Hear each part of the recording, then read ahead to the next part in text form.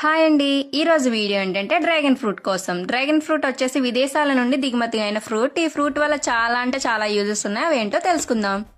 Dragon fruit తరచుగా తినేవారు చాలా చురుకుగా, ఉత్సాహంగా ఉంటారు. ఈ పండులోని యాంటీ ఆక్సిడెంట్స్ ఎక్కువగా ఉంటాయి.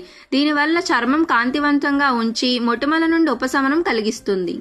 బరువు తగ్గాలనుకునే వారికి డ్రాగన్ ఫ్రూట్ చాలా ఎక్కువగా ఉపయోగపడుతుంది. శరీరంలోని చెడు కొలెస్ట్రాల్ తగ్గిస్తుంది, గుండెను ఆరోగ్యంగా ఉంచుతుంది.